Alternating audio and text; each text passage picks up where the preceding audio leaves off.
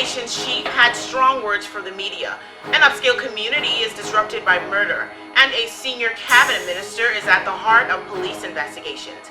We've got those stories and a whole lot more. I'm your host, Krishna Virgil, and this is the Tribune's Top 5.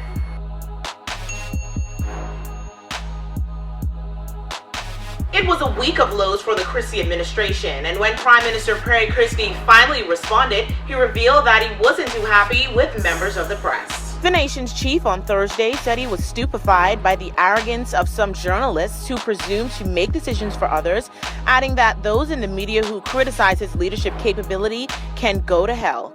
Prime Minister Perry Christie went on to lash out at calls from some in the media for him to resign and stressed that these critics were not in the trenches with him when he won 8 consecutive elections. Mr. Christie lambasted the media as he spoke to College of the Bahamas journalism students. He stressed to students gathered how grave a responsibility the media has to report truth so that readers or listeners understand the information. He also urged the students to challenge him and the leaders of the 2 other political parties to a public debate so they could determine who is better of the 3. At another point during his nearly 2-hour talk, Mr. Christie blasted those journalists who have found his leadership style wanting and have called for his resignation. He said, quote, "When I was going around Centerville 8 consecutive elections, none of them were there. When I was talking to the people who vote for me, none of the journalists were there with me. When I promised them I'm going to do my best to help them, none of them were there. Their judgment as to whether I'm doing my best, to hell with them." End quote.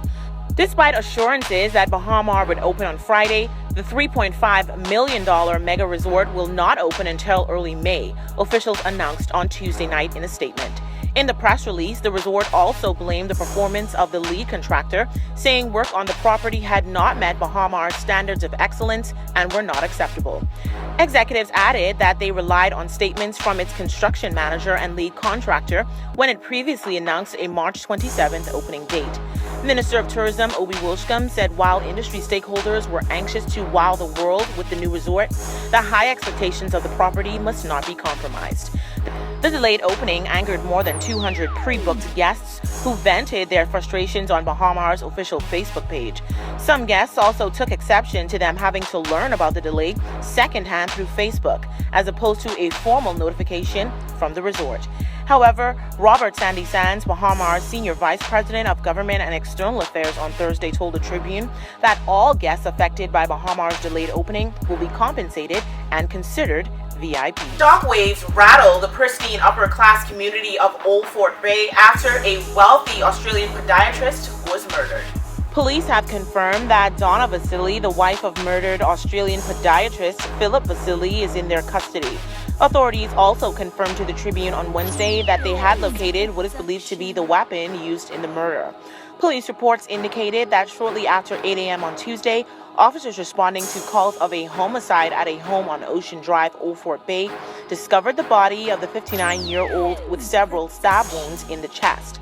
Donna Vasili, the victim's wife, and 2 service workers, a gardener and a housekeeper, were assisting police with the investigations at the time. The Tribune understands that Mrs. Vasili was being kept in a holding cell at the Central Detective Unit's headquarters on Thompson Boulevard while she was being questioned. Chief Superintendent Paul Roll told reporters at the scene that officers believed the victim had been dead for 7 to 8 hours before his body was found following an argument the night before. Following this incident, a 23-year-old woman was murdered on Thursday night. Police said shortly before 10 p.m., a woman was walking to her vehicle parked in front of a home located just off Prison Lane, Fort Fincastle, when a man armed with a handgun shot her to the head and fled on foot. The woman was pronounced dead at the scene. Police have launched an investigation into the matter and an island-wide manhunt for the suspect. Bahamians were left shocked and questioning what would lead a mother to drive the car carrying her 2 young daughters into the sea, killing them all. The family of 36-year-old Shamika McKinney on Monday described the mother of 2 as a beautiful, intelligent woman who became depressed and lost her way. McKinney's body, along with her 2 children, were pulled from waters off the Montague Ram shortly before 10 p.m. on Sunday. One relative told the Tribune that she put McKinney out of her home on Friday after months of building tension. According to sources, Shamika and her children 3-year-old Alyssa McKinney and 6-year-old Gabrielle McKinney reportedly stayed in a motel until Sunday night when it is suspected that she ran out of money. Barely able to speak through her tears, Alice Pinder McKinney, Shamika's grandmother, said she was angry, sad, and confused by the deaths of her 2 great-grandbabies, allegedly at the hands of their own mother, a woman she raised and loved. Assistant Commissioner of Police Stephen Dean confirmed on Thursday that 36-year-old Shamika visited a police station days before her death to ask for assistance. ACP Dean told the Tribune he was not certain what Ms. McKinney spoke to the officers about. However, he said it was his understanding that she did not appear distressed. After calls were mounted for the resignation of Michael MP v. Alfred Gray, Prime Minister Perry Christie revealed on Wednesday that Gray would now be the center of a police investigation. Someone will likely be prosecuted when the Royal Bahamas Police Force completes its probe into allegations that Michael MP v. Alfred Gray used his position of power to judicially interfere in a court matter on behalf of a Maguana resident, said State Legal Affairs Minister Damian Gomez on Wednesday. His declaration came after Prime Minister Perry Christie announced that Michael MP v. Alfred Gray had asked to be relieved of the ministerial post of local government pending the outcome of investigations. In the aftermath of public allegations of judicial interference on the part of Mr. Gray, who was a lawyer by profession, Mr. Christie said the Office of the Attorney General referred the matter to the police. Mr. Gomez said the case was turned over to the RBPF on Tuesday. Mr. Gray has been under fire since the Free National Movement accused him of abusing his power after he contacted Maguana Island Administrator last week to offer what Mr. Gray called legal advice regarding a young man convicted in his constituency. The administrator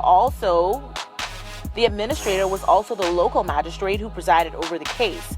Although Mr. Gray has confirmed that he did contact the island administrator, he has strongly denied that he in any way attempted to sway the courts of justice. However, it was reported in the Nassau Guardian that the island administrator, Zephaniah Newbold, said he released the convict outright. He said the man was not on bail after an order came forthwith. Mr. Newbold has said he has not made up his mind on whether or not to seek legal counsel. Bahamas Bar Association President Ellsworth Johnson has said if justice is not seen to be done, there could be far-reaching international implications.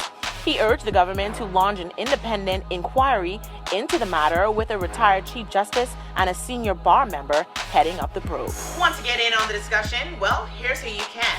Just log on to our website at www.tribune242.com. Like us on Facebook, the Tribune News Network. Send us a tweet at Tribune242 or subscribe to our YouTube page, Tribune242.